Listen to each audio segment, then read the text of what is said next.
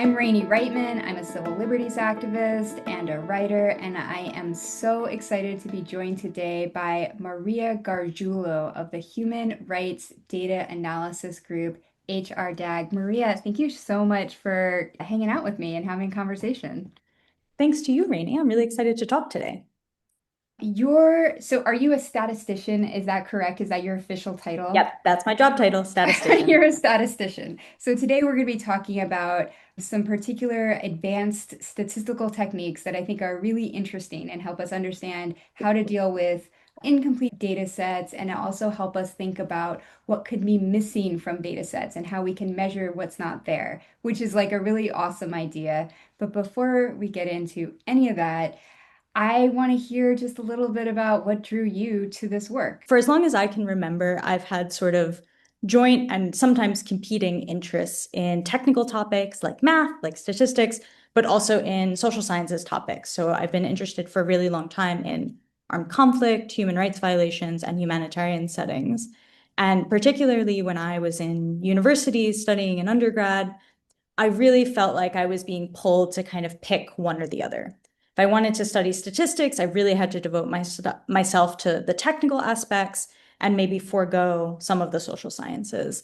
And for me, that was really challenging because I really liked both of these aspects. And in college, actually, I studied both statistics and Spanish literature, and I did research in political science. So in the end, I did a little bit of everything, and that brought me a lot of joy. But HRDAG's work for me, even before I started as an intern with HRDAG, just knowing HRDAG's work existed was really helpful because it showed me how different areas of expertise and areas of training could really come together rather than choosing one or the other, really actually taking expertise in both and combining them together. So for me, seeing HRDAG's work was really, really powerful and was served as a sort of early example of the type of work I could do. And that was really exciting for me and also quite empowering for me as someone who wanted to study statistics, who felt like I was sort of being pulled in many different directions.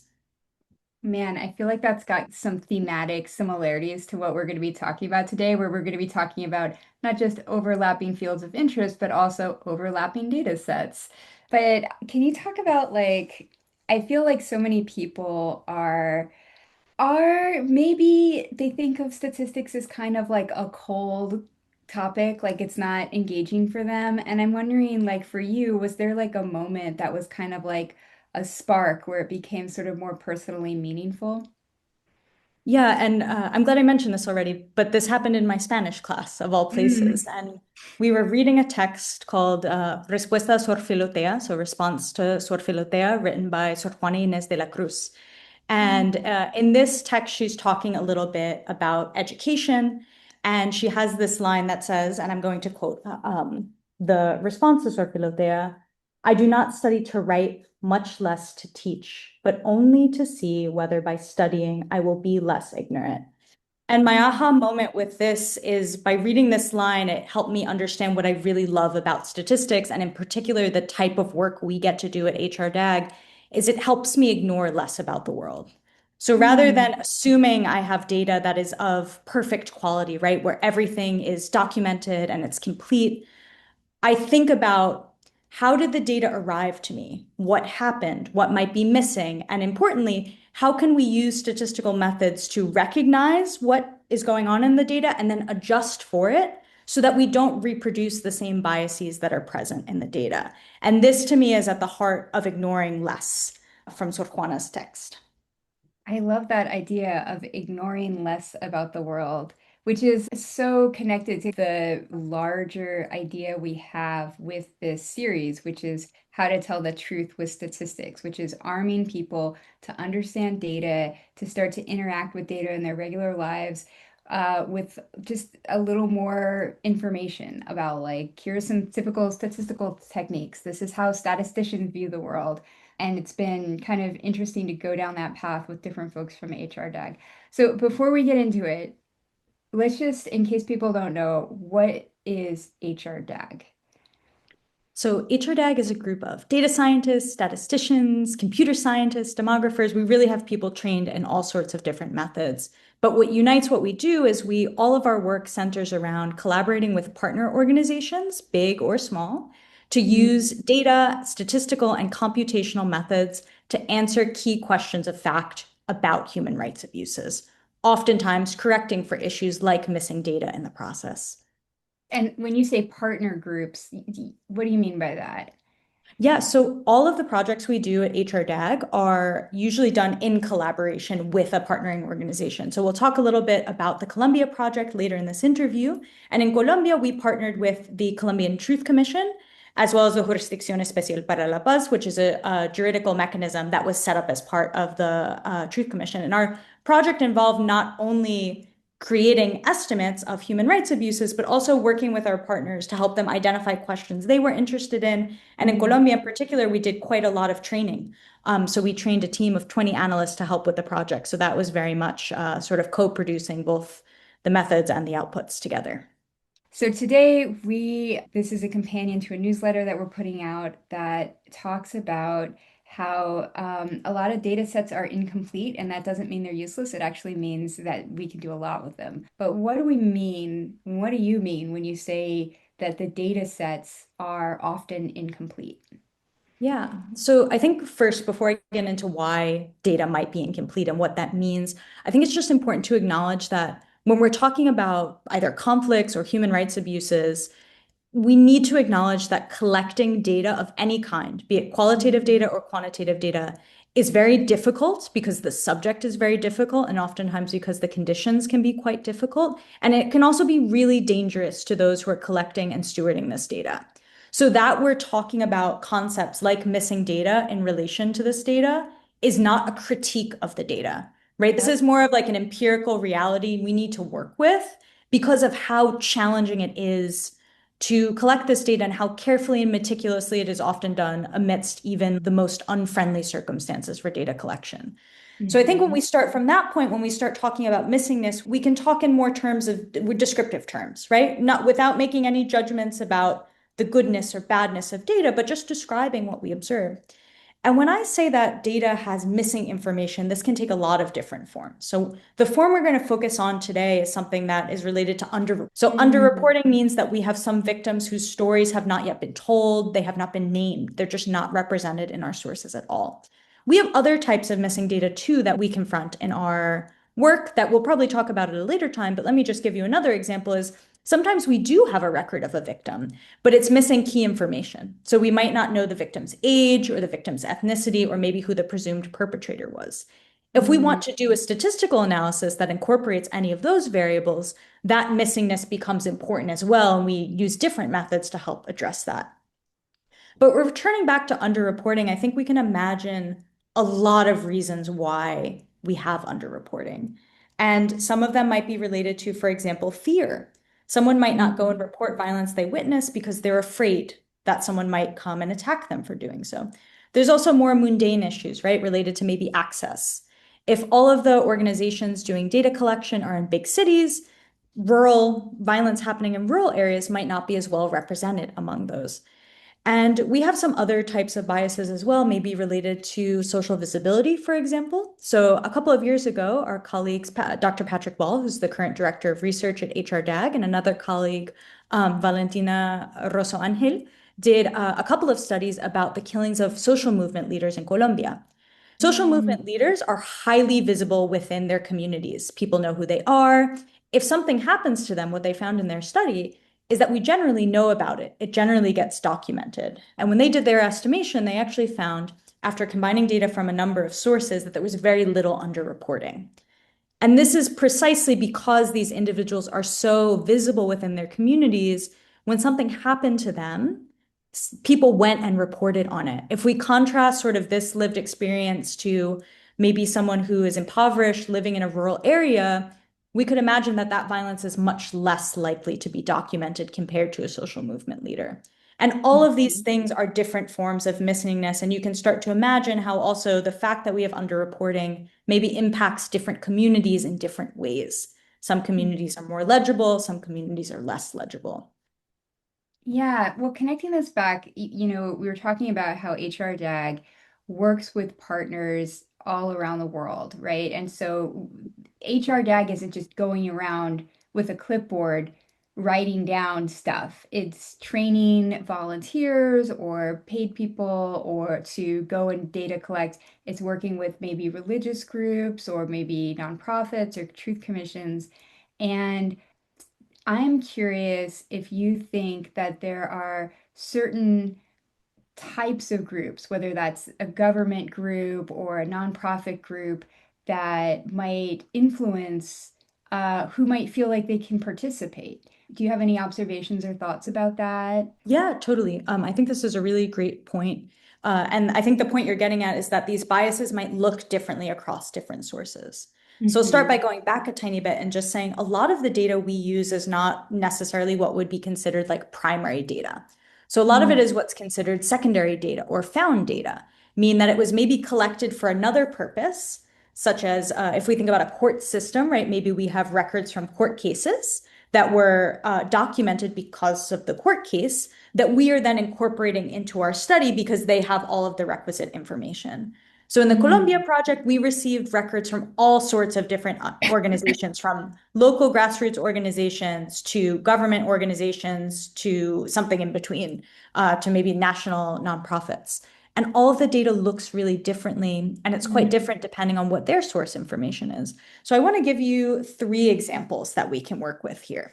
So if we think about data that is compiled from media sources, so this is quite common in human rights work, a common way of documenting violence, and this was also something they did, that sources did in the Social Movement Leaders Project, is people read the news. When there's a mention of a relevant human rights violation, say a homicide, they write it down, right? They say, okay, this is the victim, this is their age, blah, blah, all from the newspaper. But we know that what newspapers report on is very driven by things like clicks or reads, and that some types of violence are more or less likely to be covered. And a study done by Patrick and Megan a few years ago at this point looked at what's called event size bias.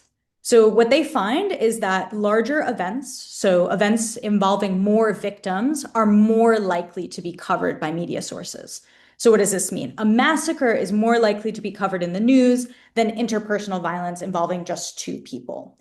If we Mhm. think about what this means for our work, it means, maybe victims of massacres are more likely to be documented than victims experiencing this more interpersonal violence. And this is Mhm. something that's quite particular to news media and how journalism is done and how articles are written. If we contrast this with a hypothetical scenario, which I'm sure happens, is say a government source is collecting data. So Mhm. the government is collecting data in some way. We could imagine two different things that happens. If the government was committing violence during a conflict, maybe they are quite reluctant to record violence that they reported. Conversely, you could imagine someone who experienced violence, or a witness or a victim who experienced violence at the hands of the government, might be quite reluctant to report that violence back to the government, even in the post-conflict era. This same dynamic might not be present in other sources where you don't have this type of power relationship between victim and perpetrator.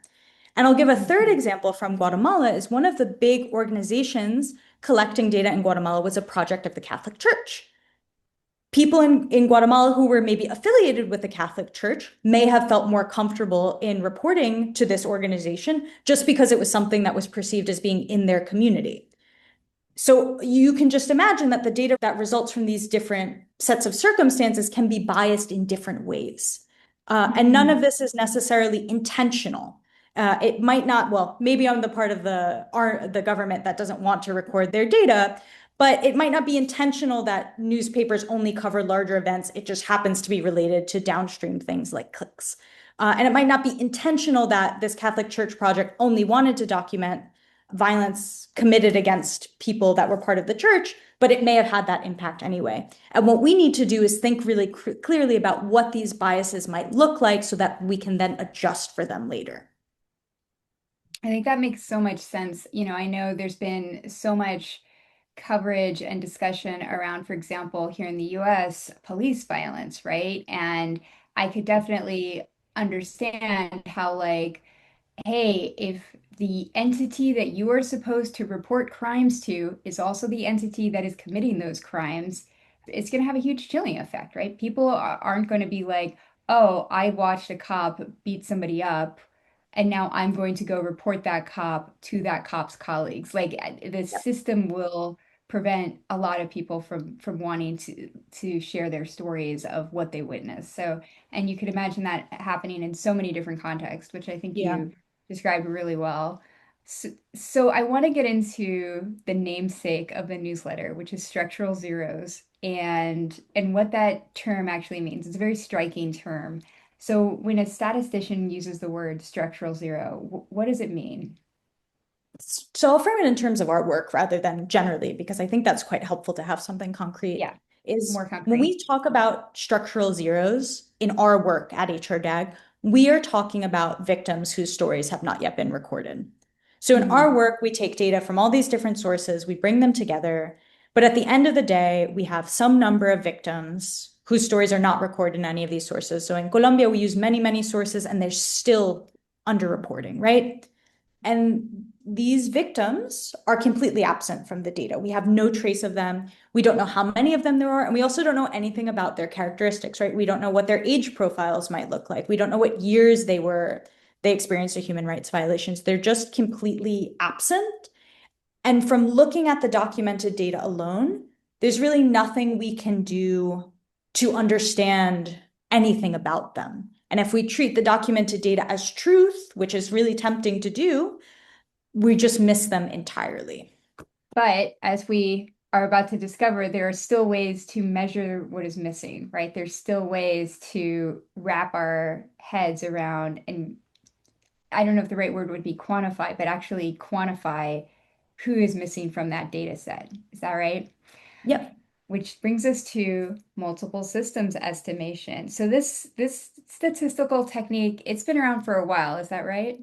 Yes, it is. It's been our one of our first documented cases of this is from the 1600s. A demographer named John Grant used a sort of earlier version, a bit more rudimentary version of multiple systems estimation in the 1600s to estimate mortality due to the bubonic plague in London. Wow. And you were telling me before that actually it's used a lot in animal population studies. Is that right? Yeah, so when you ecologists want to know how many animals are in various populations, it's really important for things like conservation, but for other reasons as well, we might want to know this. But you can't really go out and do a census of the bears. That would be kind of hard. So a lot of like work has been done using multiple systems estimation, which I should also note in ecology is often called capture recapture, after the Hmm. notion of capturing an animal, putting a tag on them, releasing them again, and then potentially recapturing them and seeing they Whoa. have that tag on them.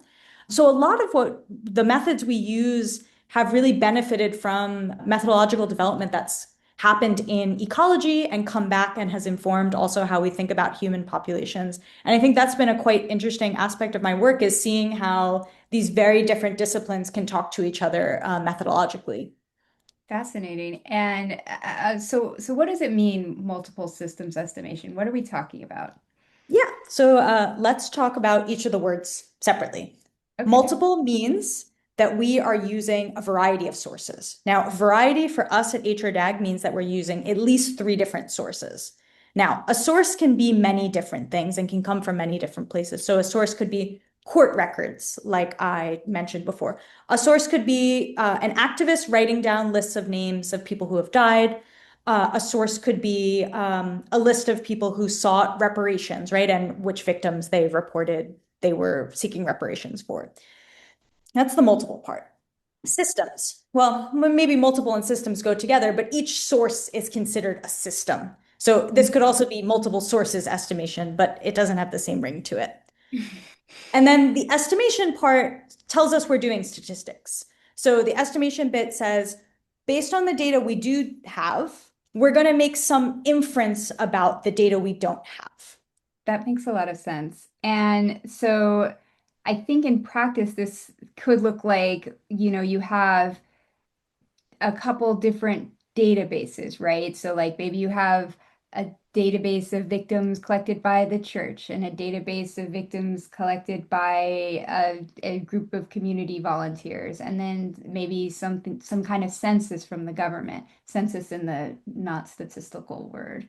I know it has a special statistical meaning as well. So you have these three or five different databases, but there's like Yeah. actually a whole process that you use for getting that data to the place that you're going to be able to do these statistical techniques on it, which maybe is Yeah. worth its own whole discussion. But maybe you could talk just in broad strokes, like what are some of the things that have to happen to the data before you're ready to do the statistical estimation on it?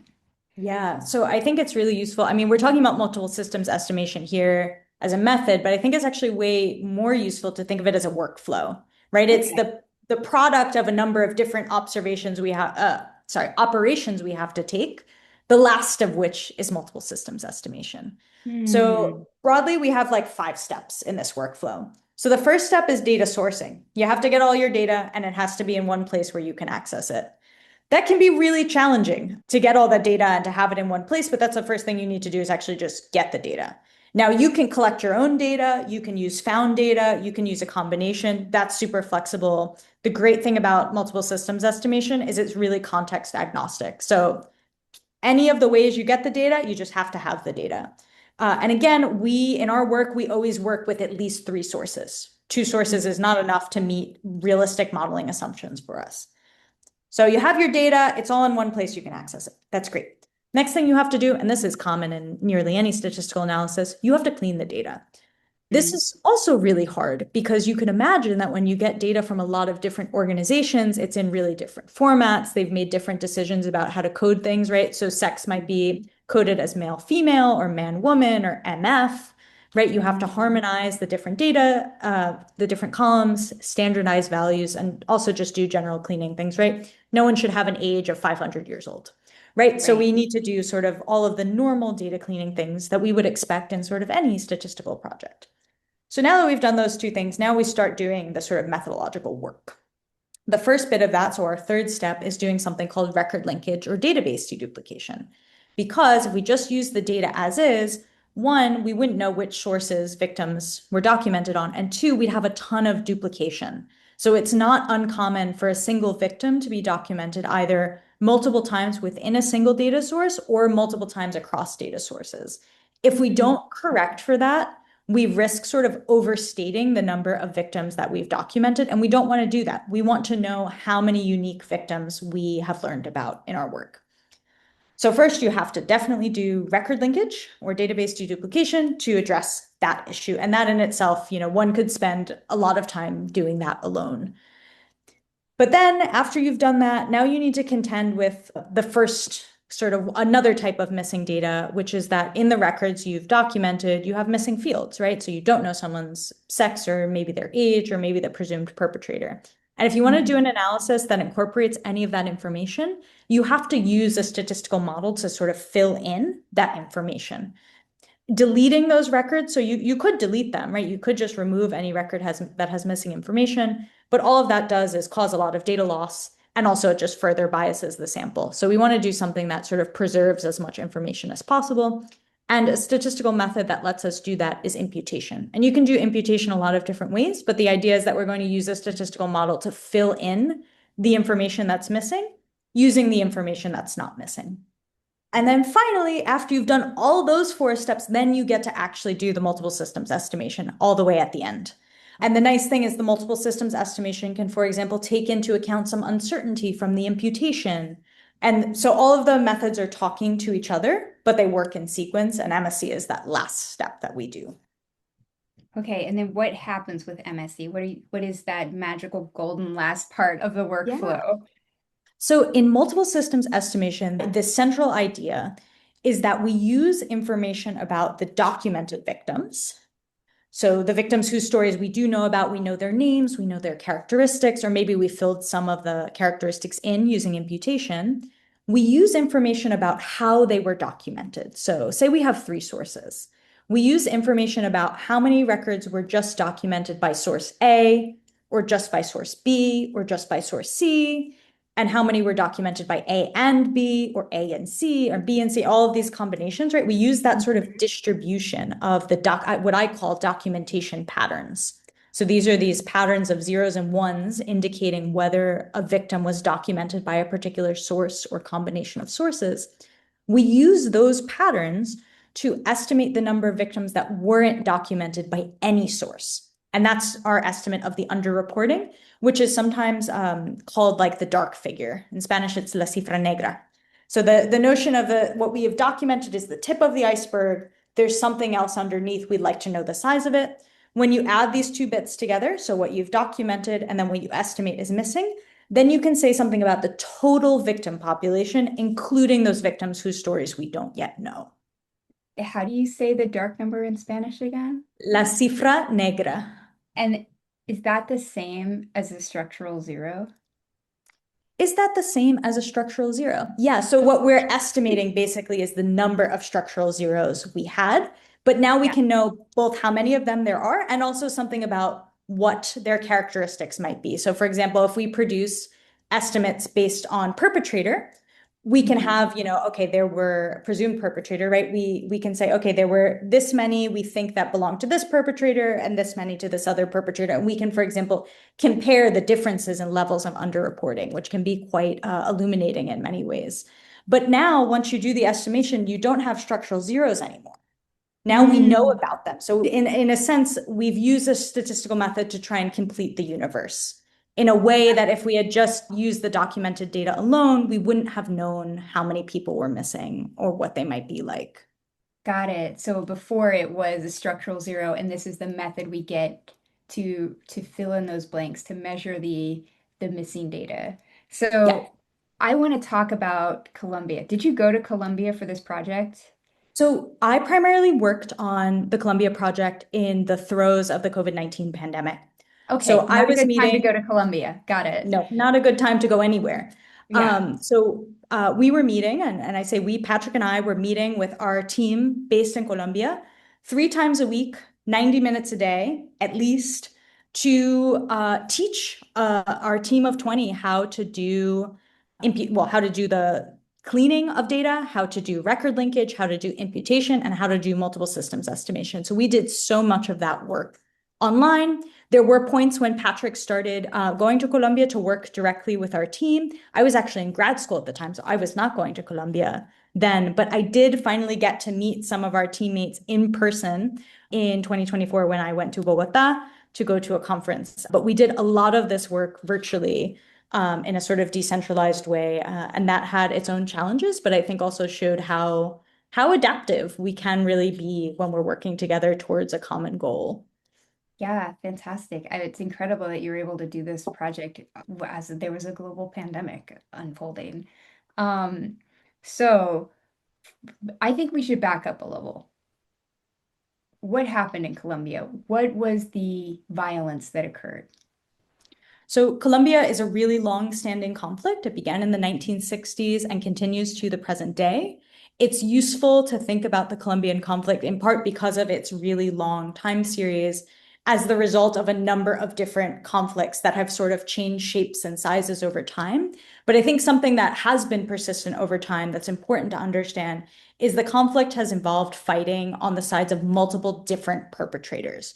So these perpetrators have included the state, they've included armed guerrilla groups, they've included paramilitary groups, as well as organized criminal groups and sort of some other perpetrators as well. These groups have not necessarily had monopolies on power and have been involved in a lot of fighting between groups. And this has had a pretty major toll on the civilian population, so on people entirely unrelated to the armed conflict. And it has caused a lot of mortality and a lot of other human rights violations. And we started this project with the Truth Commission and the Jurisdicción Especial para la Paz, which I'll call the HEP, in part to clarify what had happened in the period between our project covered specifically the period between 1985 and 2018. And what types of violence were you studying? I think it was four different Yeah. categories. Yeah, so we studied a subset of all of the different types of human rights violations that the Truth Commission and the HEP study, but our work focused on producing statistical estimates of disappearances, forced recruitment. So this is primarily like the forced recruitment of child soldiers, homicides, and then kidnappings. And then my understanding is that this was one of the biggest data projects in the world as far as human rights data goes. Is that right? Yes, that is right. So our project received over 12.5 million records documenting victims of human rights abuses of all different kinds. And we got that data from over 112 databases that were shared with us by 44 different organizations, right? So this is where we talk about different sources, right? Government organizations, local collectives, nonprofits, international organizations. And to date, that is the largest human rights data project. And I think this speaks to two really important things. One is all of the work that was done over a really long period of time, both collecting all of that information and then maintaining it in a way such that it could be used for this project. And second, I think when we emphasize size in a way of talking about biggest project, I think something that's really important to acknowledge is the bigness of this project is really an attestation to the amount of suffering that has happened during the conflict and the myriad ways in which this conflict has affected people's lives and will continue to affect their lives for many years to come. And we just talked about multiple systems estimation, and you talked about all the work that had to go in to harmonize the data sets beforehand, right? And I just, in my mind, I'm imagining like reformatting a table and relabeling things individually. And now you're talking about 44 different groups sending you data. And I'm just curious, what was it like to work with so many different data sets coming in? Yeah. So luckily, we don't have to do everything by hand. We Okay. use computer code to help us with this. Now, we still have to do things like rename columns and change the variables, but we can use computer code to speed that process up significantly compared to if we were doing it by hand. But a lot of this came down to like developing common schematics, right? So we want a database that has this criteria, right? It's going to have these columns at the end. These columns are going to be coded in certain ways. So we spent the first thing we did once we got the data is we spent time developing our plan for, okay, how are we going to process the data? And the reason that was important is because we, in the end, towards the end of our project, we had a team of 20 different people working on this project.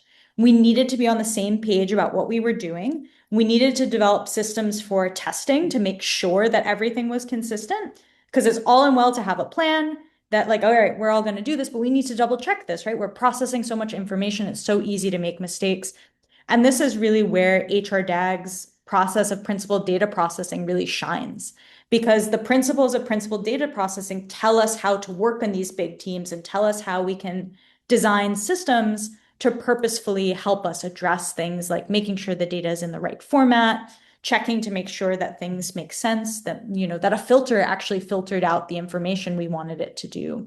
So a lot of that is sort of this like less glamorous work of like being really clear about what we want in the end and how we would identify whether we had that thing. And so you had this team of 20.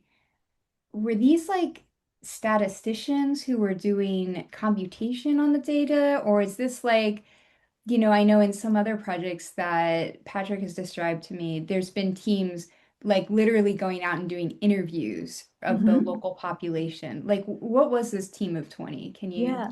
Yeah. So in our team, we were primarily focused on the analysis of existing data. Now, Okay. some of this data had been collected by other analysts at the Truth Commission or at the HEP, but on our team, we were analyzing data that had previously been collected. But I think something that's really amazing about our team is that people came from really wide backgrounds.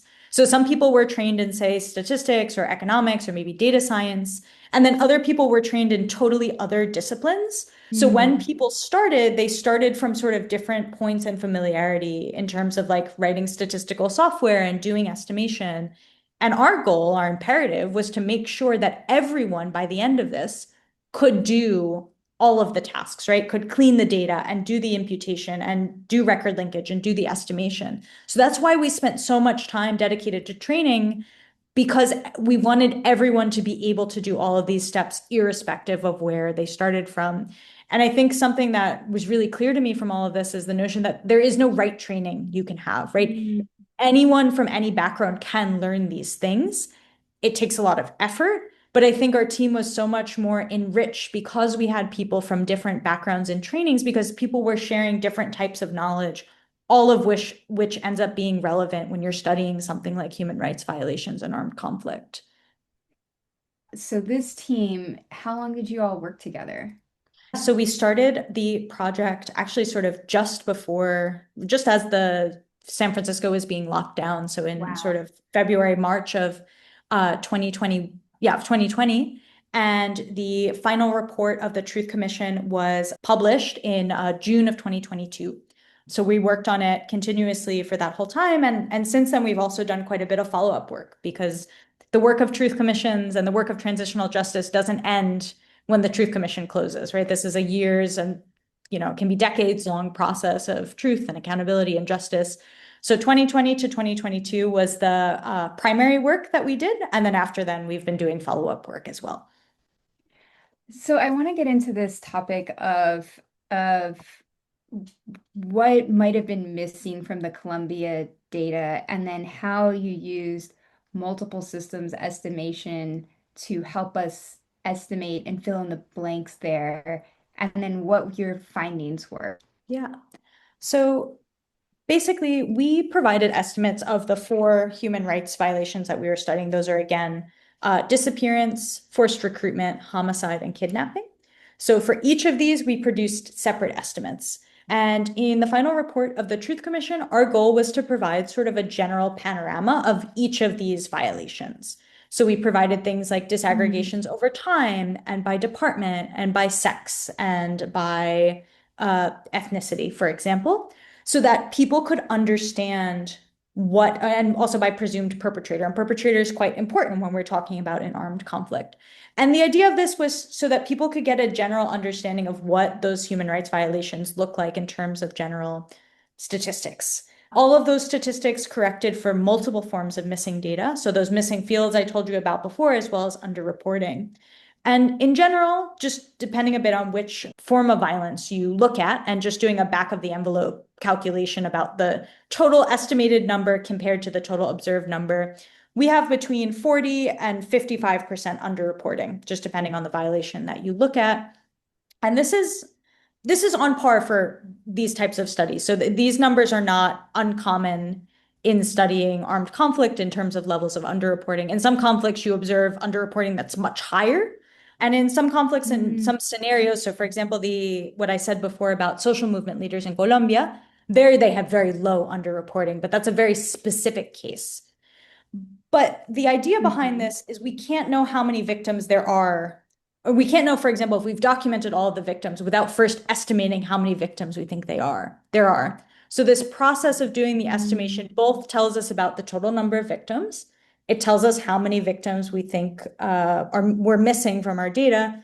And it also lets us make actual fair comparisons between different things, right? So after estimating, we can say, with 95% confidence, we think that year A had more violence than year B, or group A experienced more violence than group B. You can't do that with the documented data because you don't understand how it's biased. And the measuring of underreporting lets you understand both how much underreporting there is, but also how much variance there is in underreporting. And in Colombia and in many conflicts, there's a lot of variance in underreporting. It's not consistent in time, and it's not consistent in space, and it's not consistent across victim groups. But until you actually go and estimate it, you have no idea if it's consistent or not. And I think that's what's so interesting about MSE is not only it tells you how much you missed, but also in what ways that missingness was sort of driven, like what factors might have contributed. And I think that's quite an interesting component of it as well. So Maria, when you've done this whole process and you've got the data set now and you can start to analyze it for trends and ask specific questions, what are some of the findings that you had from the data? Yeah, so talking about homicides here, we estimated that there are approximately 600,000 conflict-related homicides that occurred in Colombia between 1985 and 2018. What we found in relation to those homicides in terms of trends over time is that every year there was underreporting, but the year with sort of the estimated peak happened around 2002, with some other years that had sort of more localized peaks. And also in terms of the spatial experiences of violence, we found that the Department of Antioquia had the highest number of victims during this time period. And we also found that in terms of perpetration of homicides, that the paramilitaries were responsible for quite a large fraction of homicides that were committed during the armed conflict. And you said there were some 600,000 homicides that you were able to ascertain through this process, but there weren't 600,000 deaths in the database, right? Yeah, so the database is a bit complicated actually because of the way that the sources documented the data. So the Truth Commission, for their mandate, it was really important to understand conflict-related homicides, right? So homicides that occurred in the context of the armed conflict. However, not all of our data sources were specific. So for example, we had data from the forensic medical unit in Colombia.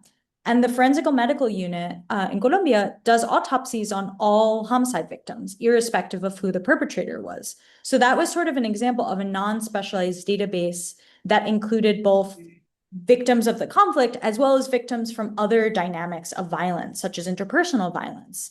And in some instances, we didn't really know if a violence related to the conflict or not, and we had to use imputation to help us. However, with respect to conflict-related victims, if we exclude any of the victims for whom information was missing, which is quite a substantial number of victims, and we shouldn't actually exclude them in our analyses, but if we just look at the victims for whom violence has been registered, we have documented about 375,000 victims of conflict-related homicides. And then there are about 100,000 victims of homicides for whom we're missing information that we need to consider before we do any estimates. So how do projects like this influence public understanding, right? Like this commission has gone back, it's done this vast data project, it's able to do this analysis now. What's the hope with something like this? The hope of, I think, all of our work is to be an informed footnote somewhere. So for someone else to be able to use the data we've produced to support an argument that they're making and to use data that is hopefully more robust than just relying on documented data alone. And in Colombia, I think this project was particularly salient because actually when you ask people in Colombia, how many victims are there? A lot of people do have a number in mind, but those numbers come from really different sources. So you could ask two people, how many victims do you think there were? And they'll come up with different statistics that they've gotten from different sources. And I think this project has been really useful in illuminating the fact of why it's amazing that all of these different projects document violence that has happened in Colombia. And I hope they continue to do so. But I think we've done a lot, or we've tried to do a lot of work sensitizing the idea that just picking your favorite source and using it is not the most appropriate way to understand violence that has happened. And that's part of the reason why we did a lot of follow-up work. So maybe I'll talk about our follow-up work a little bit, because I think the work we did in following up is really crucial towards this. So after Yeah, we I'd love to finished hear about it. after Yeah. we finished with the final report of the Truth Commission, we worked with the National Statistics Office in Colombia to publish anonymized data from our project. So Mhm. this serves two purposes. So the first is that anyone can now replicate what we did in the Truth Commission in terms of the estimation portion. And we published a lot of material as well about how to do that and some tutorials. But then also our hope is that the data is now public, and I should say that the data is public on HRDAG's website, and there are two versions of the data, the original version and an updated version, which if you're hoping to do new analyses of the conflict, I'd encourage you to use the updated version.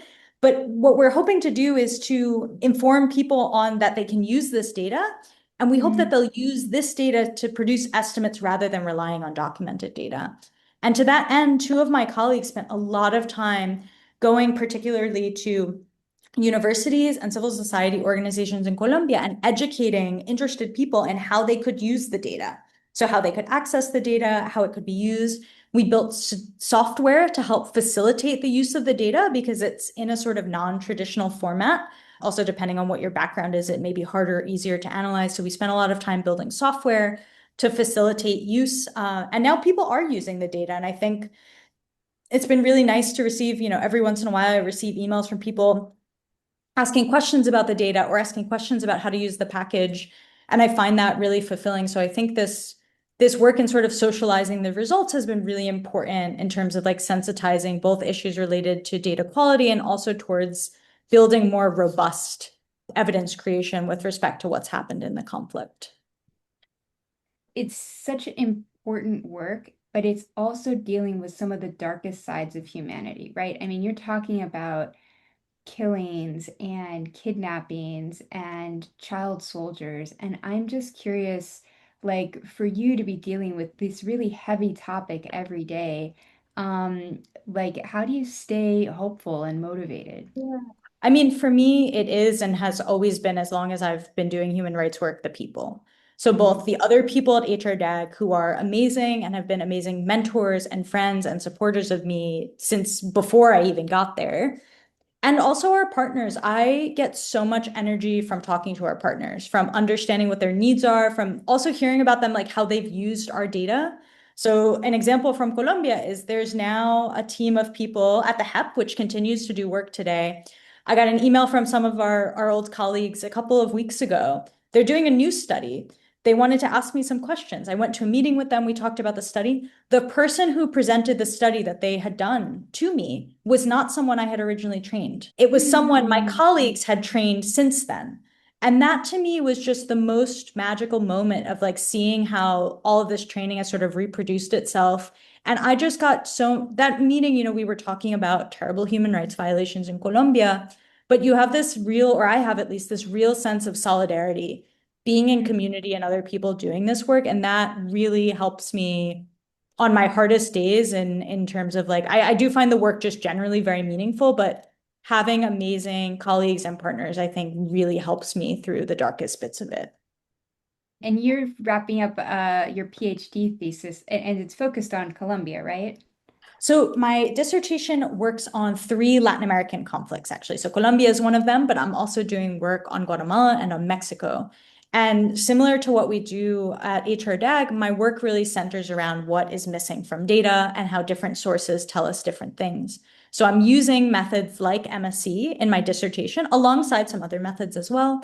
And I am looking into the armed conflict in Guatemala, what happened in Colombia, disappearance in Mexico, and I've also been thinking a lot about how what we find from MSC, right, this population estimation we do, how that can be used as inputs into other models. So for example, in a Mm. recent study, with colleagues, I used some multiple systems estimation of homicides and disappearances to estimate bereavement in Colombia, right? So to understand those who survive violence, how many people might be missing a loved one because of the armed conflict, which isn't necessarily something we traditionally keep data on. But using some demographic methods combined with MSE, we can start to get some more information about who might this population be, right? What is it, mostly women? Is it mostly men? How many people experience this type of loss? How did the experience of homicide loss compare to disappearance loss? So also thinking about how we can use MSE results beyond just estimating population size alone. I appreciate that. I'm getting this sense of a global community of scientists that are sharing techniques and tools and applying them in new and different scenarios and just overall working to create more understanding of the world and bring more truth. And that inspires me. And frankly, all the work you and HRDAG does inspires me. So just to wrap up, is there like if you had like just one takeaway that you hope people have from this conversation, what would that be? If we wait for data to be perfect, we'll be waiting forever. We need to recognize the limitations of our data and try and figure out what methods we can use to get around them. Maria, thank you so much. This was a wonderful conversation. I just really appreciated it. Yeah, thank you so much, Rainey. And if folks are interested in learning more, head over to hrdag.org. We have an email list you can sign up for. If you're not a subscriber to our YouTube, please subscribe and stay tuned for a future edition of How to Tell the Truth with Statistics.